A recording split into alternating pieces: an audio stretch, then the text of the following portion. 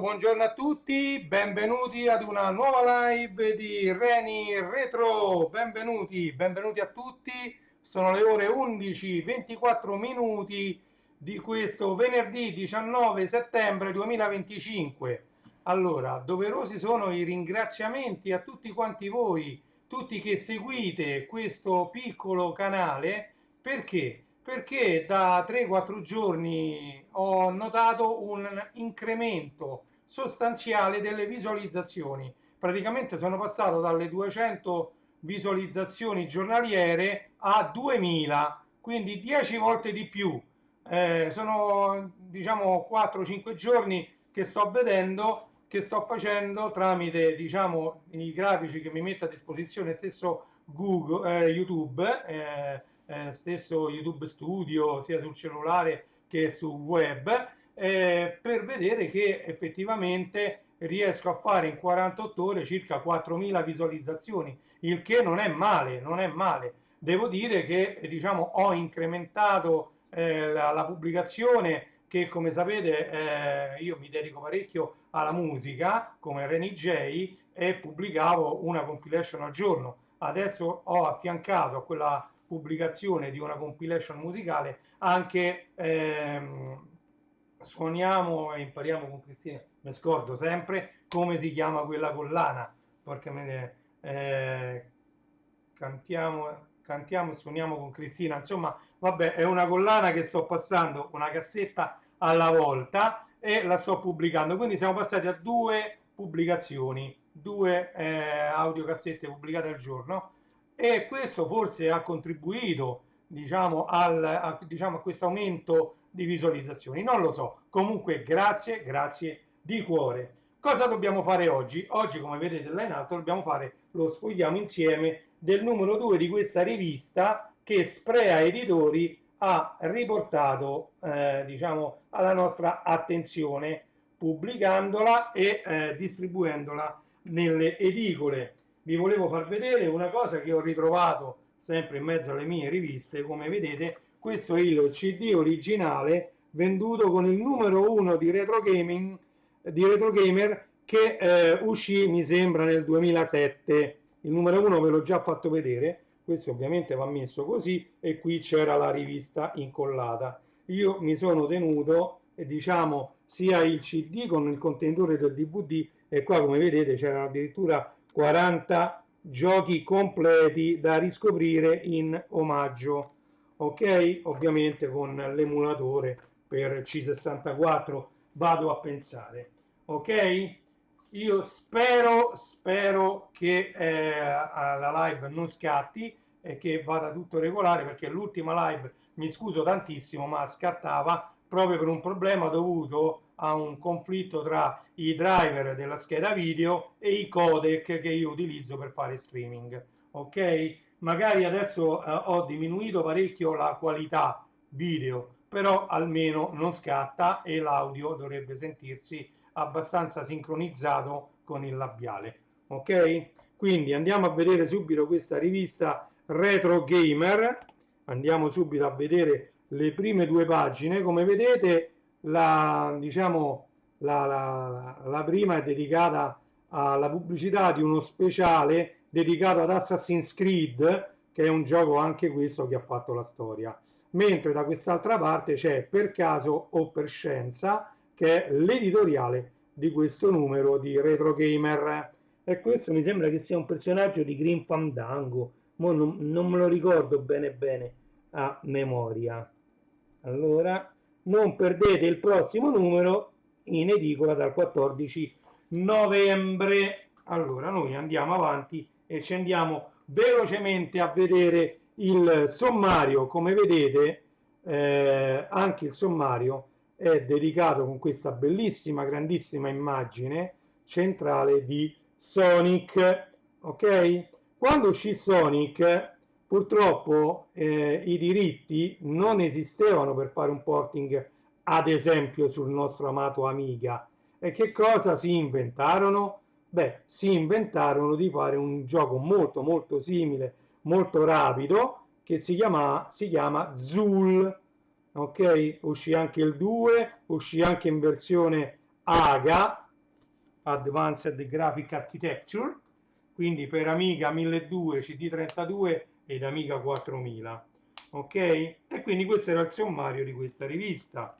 Ritorno al passato, sempre con il logo di Ritorno al futuro, un logo che ricorda molto quello di Ritorno al futuro, anche se non è proprio quello, i giochi di settembre-ottobre 2008. Ok? Quindi diciamo che a me sembra ieri, ma anche il 31 dicembre 1999 a me sembra ieri. Quindi diciamo sembra ieri ancora di più il 2008, quando uscivano diciamo queste riviste. Ora vi faccio vedere per esempio questa, sempre Retro Gamer, stesso identico logo, come vedete, pure con scritto Old lì sopra con le barrette colorate. E quello erano ovviamente, stiamo parlando del 2007-2008, e quindi qui si rifà in teoria a quelle riviste. Il troppo stroppia, e qui c'è la campagna abbonamenti a Retro Gamer con il 36% di sconto. Se volete abbonarvi pagate solo 50 euro. Ed ecco che io vi metto davanti tutti i recapiti: 02 87 16 81 97, il centralino di Spray Editori.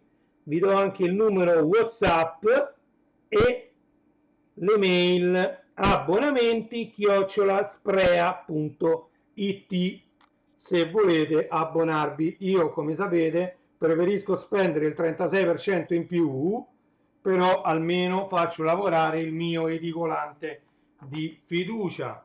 Ok? Stile retro, Toxic Crusaders. Se vi piace l'horror o siete fan di Troma, vi piacerà parecchio. Vi piacerà parecchio.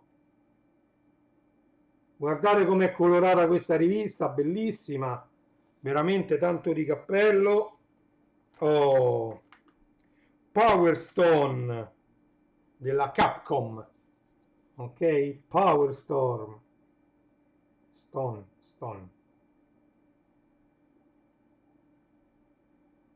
Un'immagine a colori a doppia pagina. E qua si parla, siamo giunti dietro le quinte di Sonic Generations. Sonic con tutti i vari altri personaggi, addirittura con anche Mario con tutti i personaggi, eccetera, compaiono in tantissimi giochi, quindi non si parla più soltanto di Sonic il singolo gioco. E poi tra l'altro ecco Generations, perché ci sono diverse generazioni da quando nacque Sonic ad oggi, ok? Si sono avvicendate tante generazioni di giochi sempre migliori grazie anche all'hardware che diciamo gli sviluppatori avevano a disposizione da poter utilizzare.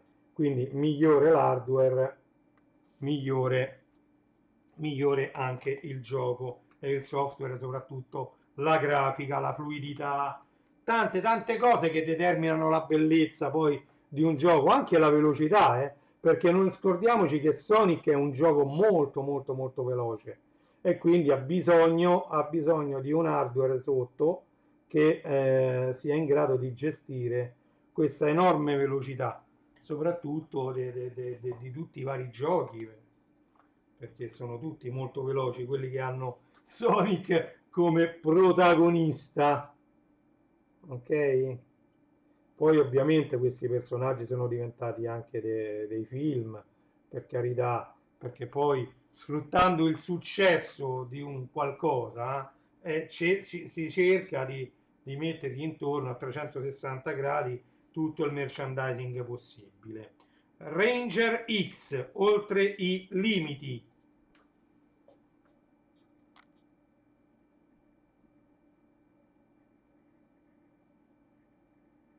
Forse c'è pure troppa luce, ma purtroppo questa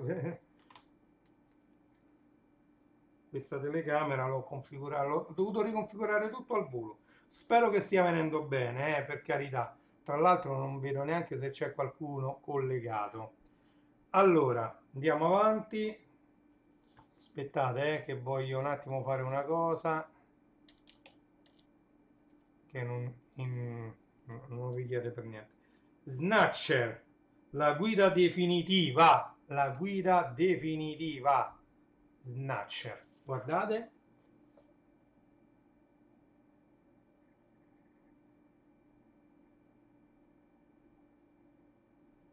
Oh. Mm. Come si localizza un gioco? Ecco, localizzare penso che si riferisca alla traduzione nelle varie lingue e non solo degli eventuali dialoghi, ma anche di tutto il testo, di tutto, diciamo, di tutto ciò che concerne il gioco.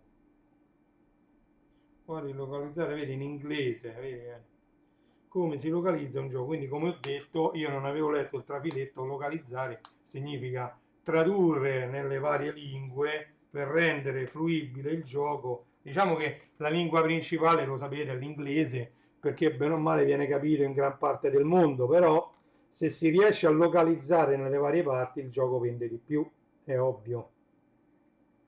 Soprattutto i giochi, quelli tutti parlati, quelli moderni, e poi soprattutto con tante scritte, di adventure games, eccetera. Se riusciamo se si riesce a localizzarli, ovviamente si ha una distribuzione maggiore. Thunder Force 4. Questi sono giochi spaziali, da quello che vedo a scorrimento orizzontale, ed è una cosa spettacolare, mi ricorda parecchio Project X, Salamander, questi giochi famosissimi, sia per Commodore 64 che per Amiga, Project X solo per Amiga. Bellissimi questi giochi spaziali a scorrimento orizzontale, mi piacevano tantissimo. Oh, un tributo a Psygnosis. Psygnosis ha fatto una marea di giochi, uno più bello dell'altro, ragazzi, ma di che vogliamo parlare? Io purtroppo vado sempre di corsa, non mi posso soffermare, però guardate quel titolo che sta scritto lì, parla da solo. Shadow of the Beast. Shadow of the Beast. Parla da solo, Shadow of the Beast. Carthage, Shadow of the Beast 2, Lemmings, Blood Money. Guardate, ve li faccio vedere perché li hanno pubblicati, eccoli qua, guardate che spettacolo.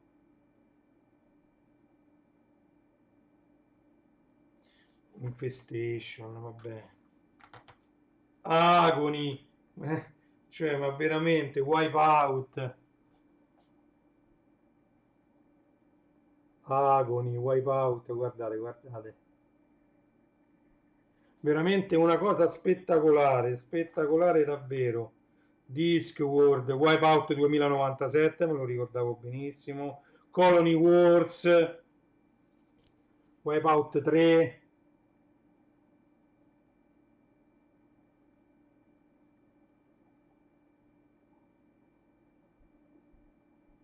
Uno spettacolo veramente questi giochi, eh.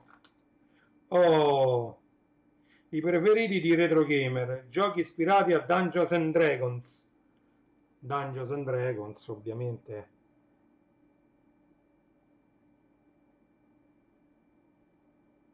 Due pagine dedicate ai giochi ispirati a Dungeons and Dragons e anche da Dungeons and Dragons, perché Dungeons and Dragons è un gioco di ruolo che si può fare anche tanti amici riuniti in una casa con le carte, diciamo. Dungeons and Dragons è un gioco dalle mille sfaccettature, ovviamente sono nati anche dei videogiochi ispirati a Dungeons and Dragons. Oh, la storia di Suikoden.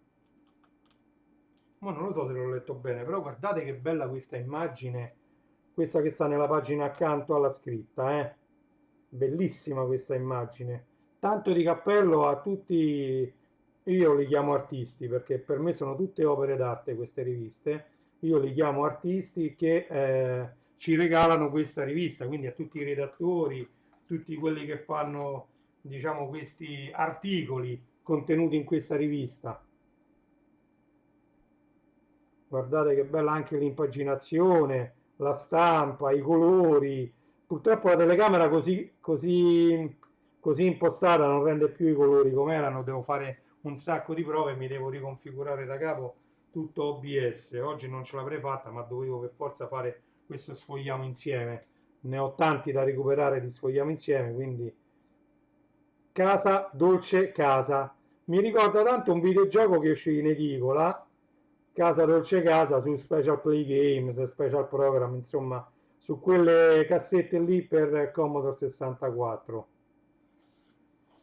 Ten, teren, ten, teren, ten, ten, ten, ten. Oh, e questo è indimenticabile. Diciamo che questo fu il motivo per cui io poi passai dal Commodore VIC-20 al 64, eh. Uno dei motivi, vabbè, il principale lo sapete è che il VIC-20 con tutta l'espansione non mi bastava più per fare i programmi di cui avevo bisogno. E poi, vabbè, i giochi del 64 erano completamente diversi da quelli del VIC-20, ma io andavo a giocare da un vicino di casa, un mio amico che aveva già il Commodore 64 e giocavo a questo. IK Plus, International Karate Plus. E questo fu, diciamo, un successone questo gioco, bellissimo, da giocare anche in due tranquillamente. Era qualcosa di spettacolare. Si poteva giocare in due uno contro l'altro. Cioè, io me lo ricordo che mi ha fatto poi un'emozione maggiore di quando uscì poi Street Fighter. Cioè, quindi, per farvi capire, oh, è qui un logo Capcom che dice tutto. CPS1, Capcom.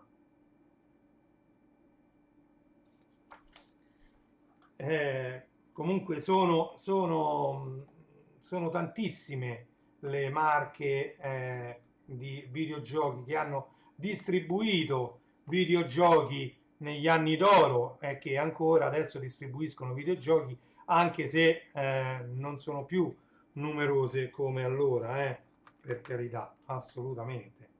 Ok, andiamo avanti, sempre giochi della Capcom, guardate, Strider, la creazione di Strider, il porting di Ghosts and Goblins. Ciao Willy, benvenuto! Il porting di Ghosts and Goblins. Willy, mi confermi che non scatta la live perché quell'altra l'ho dovuta cancellare, togliere perché scattava tutto e ho dovuto riconfigurare alla buona e meglio OBS con la webcam e con i driver della scheda video perché sennò mi scattava tutto, non funzionava più niente. Comunque qua si parla anche del porting di Ghost and Goblins, un altro gioco che ha fatto la storia. Oh, ZX81, un altro computer, ricordi hardware, un altro computer che all'epoca vendette tantissimo, certo non come il Commodore 64, però diciamo quelli che erano all'epoca un po' più grandicelli che si davano anche alla programmazione si ricorderanno anche questo piccolo computerino della Sinclair, lo ZX81, e tra l'altro il fatto di tenere, grazie alla maglietta, di qua, c'ho anche Space Invaders scritto qua.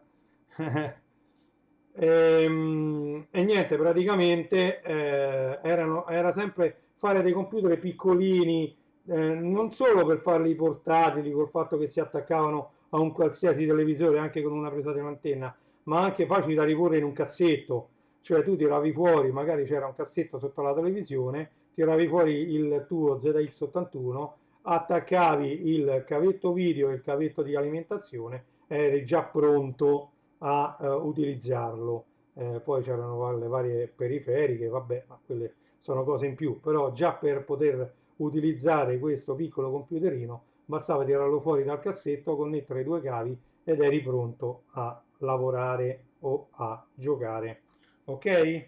Quindi diciamo era molto più piccolo, come diciamo il 64 era diverso, eh. Questo c'era pure l'audio incorporato, il 64 sfruttava l'audio della televisione. Ecco, Dylan è il cognome, ve lo leggete voi, eh, vedete una bellissima foto a tutta pagina. Allora, dagli inizi da hacker che gli valsero un contratto con Nintendo fino alle corse notturne per procurare spuntini a Shinergum, cioè 30 anni di carriera nell'industria dei videogiochi e le difficoltà di gestire uno studio indipendente.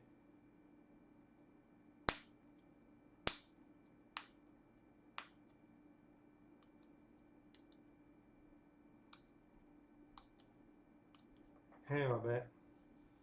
Tutte persone che hanno contribuito a creare quello che noi utenti utilizzavamo, ovvero i videogiochi, ok? Perché dietro a un videogioco c'è sempre di solito una o più persone. Mi ricordo sempre il grande Ivan Venturi, lavorava per la Simul Mondo, quando raccontava che per fare F1 Manager uno pensava che Simul Mondo era un gruppo, quello l'ha fatto quasi tutto da solo, Ivan Venturi, F1 Manager. Beh, un saluto a Ivan Venturi, non vedrà mai questo video, però Simul Mondo era una grande marca di giochi anche per Commodore 64, e Amiga. Fece rivali di Landog. Grande anche la Simul Mondo, ma comunque qui stiamo vedendo tutti i giochi ovviamente un po' più, tra virgolette, moderni, perché sempre roba vecchia. Lost in Translation. Lost in Translation. Vado via veloce, anche perché vorrei che acquistasse questa rivista proprio perché così va avanti, se no va a finire che poi se calano troppo le vendite nessuno se la compra più. La storia di Dino Crisis.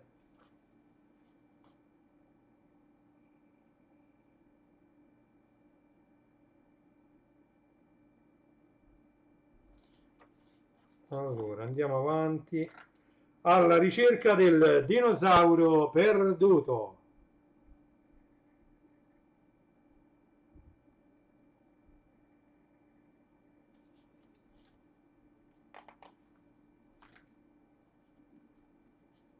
Oh, sempre Dino Crisis. Un bell'articolo con sfondo molto molto scuro sul nero e le scritte ovviamente in bianco e giallo. Ok? Minority Report è il film con Minority Report era con Tom Cruise, mi pare. Il rapporto di minoranza, Minority Report, era quel film che parlava dei tre precog che predicevano un crimine e predicendo il crimine però si poteva anche indurre in errore.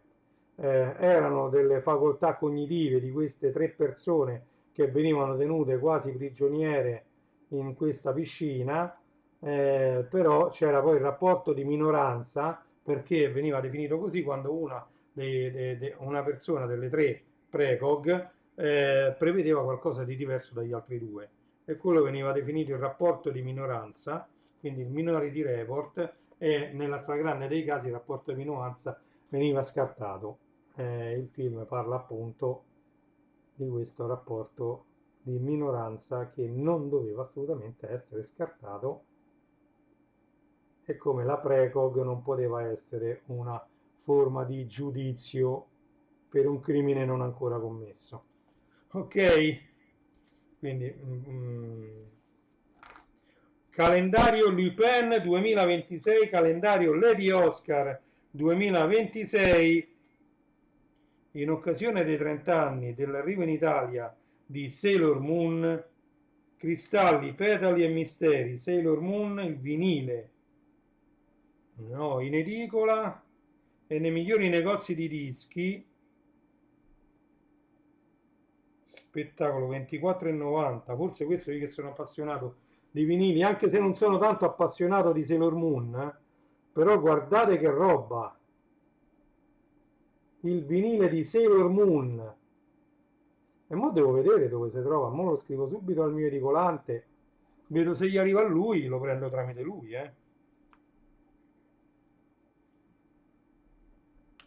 Vinile 180 grammi color rosa, vado a vedere pure su Amazon, vado a vedere un po' dappertutto, anche perché pare che ci siano le sigle italiane di Sailor Moon,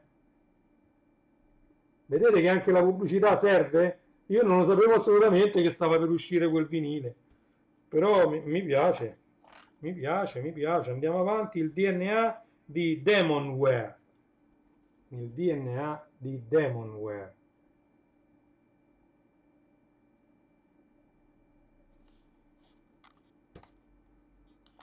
Andiamo avanti, Splatterhouse, la guida definitiva a Splatterhouse. Guardate che roba, Splatterhouse. Nemici mostruosi. Nemici mostruosi. Spero che si sia visto tutto bene perché in TV vedo che squadretta parecchio, però che devo fare? Purtroppo non posso fare di meglio. Più tardi, quando tornerò a casa dopo aver preso mia figlia a scuola, mi dedicherò alla riconfigurazione di tutto l'ambaradam. Era Green Fandango, eccolo qui, si parla di Green Fandango. Quindi mi sono ricordato bene, la mia memoria non mi, non mi lascia per quanto riguarda queste cose. Green Fandango, ed ecco la sua storia. Green Fandango. Andiamo avanti, ecco ancora altre due pagine dedicate a Green Fandango.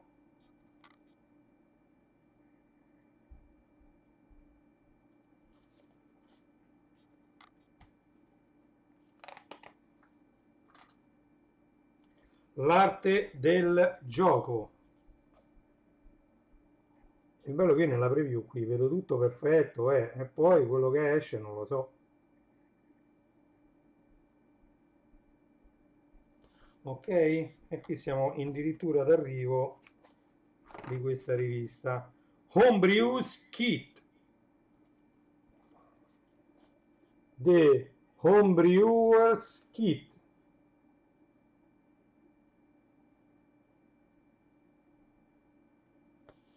Ok. E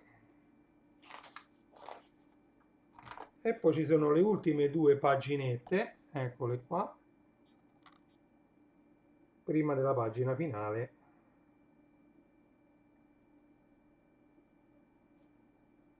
Ok. E qui c'è la pubblicità di Anime Cult che vedete lì, eccolo qui, pubblicità di Anime Cult, che poi faremo lo sfogliamo insieme anche di quello. Ok? Allora, abbiamo sfogliato insieme Retro Gamer numero 2, ok? Quindi veramente, veramente una bella rivista, spero che duri e che non si fermi, però degno di nota è, almeno dal mio punto di vista, è questa pubblicità di questo vinile a 24,90 Sailor Moon in vinile. Ok, poi me lo andrò a cercare. Per quanto poi, vabbè, qua dentro diciamo un nostalgico come me, qui ci sono tanti giochi che hanno fatto, diciamo, la mia infanzia un po' meno, forse ecco, questo sì, questo il K Plus sì, ok, questo è il K Plus, International Karate Plus, però tanti altri io ero già grandicello perché qui già si parla un po' di PlayStation e diciamo di console successive diciamo, al Commodore 64 e all'Amiga, ai vari Spectrum, ai vari Atari, chi più ne ha più ne metta. Quindi diciamo è retro gamer, però diciamo retro dopo il 2000, diciamo ecco. Infatti qui si parla qui, da quello che dice in questa pagina che già vi ho fatto vedere, i giochi di settembre-ottobre 2008, anche se questa era diciamo questa rubrica, però diciamo che quelli che abbiamo visto sono giochi che dal mio punto di vista, per me è moderna anche la Wii, mia figlia ancora tutte le sere si sceglie una delle varie versioni di Just Dance e si mette a giocare a Just Dance con la Wii, con tutto che lei ha la Switch, però sulla Wii si trova meglio, attaccata al televisore, ma pure la Switch è attaccata al televisore, però gli piace tantissimo la Wii e lei ancora con la Wii ci gioca tutti i giorni, ci fa tra virgolette attività fisica perché Just Dance deve ballare insieme diciamo ai personaggi nel televisore e tra l'altro sono fatti benissimo, anche se la risoluzione della Wii non è altissima, però era già più che sufficiente per fare quello che ci serve a noi. Quindi a noi piace tantissimo la Wii, ancora la utilizziamo, non è mai stata buttata ed è ancora diciamo attiva, funzionante. E quindi per me già quello è moderno. Figuriamoci poi parlare di tutti questi altri giochi che abbiamo visto qua. Per quanto alcuni, ecco, Green Fandango, come avete visto, me lo ricordavo, ecco, Green Fandango, anche questo l'ho giocato, mi suscita parecchi ricordi, Splatterhouse, anche, diciamo, qui ce ne sono, il wrestling, per esempio, ce ne sono diversi che ho giocato, ma ecco, mi fa più piacere, vabbè, parlare della Capcom, vabbè, anche la Capcom è famosissima, vabbè, Street Fighter, lasciamo stare che troppi ricordi, troppi ricordi. E poi questi giochi, come vi ho fatto vedere, questi a scorrimento orizzontale, giochi spaziali a scorrimento orizzontale, hanno fatto la storia, insomma, quindi voglio dire, diciamo anche questa sì, è una rivista, ci devo perdere un po' più di tempo, mo adesso come avete visto non avevo tantissimo tempo a disposizione e quindi abbiamo fatto una live un po' veloce, ve l'ho fatta vedere, però che mi premeva parecchio sfogliarla insieme a voi, abbiamo visto tutte le varie pagine che la compongono, eccola qui, vi faccio rivedere la copertina, questa la trovate attualmente in edicola, Retro Gamer numero 2, dedicata alla creazione di Sonic Generation. Stavo dicendo dedicata alle generazioni di Sonic, e infatti è dedicata alle generazioni, ecco, Sonic. E poi si è parlato un po' pure dello ZX81, questo computerino della Sinclair. Ragazzi, grazie mille di essere stati qui con me, grazie a chi vedrà questo video in differita, grazie mille perché aumentate sempre.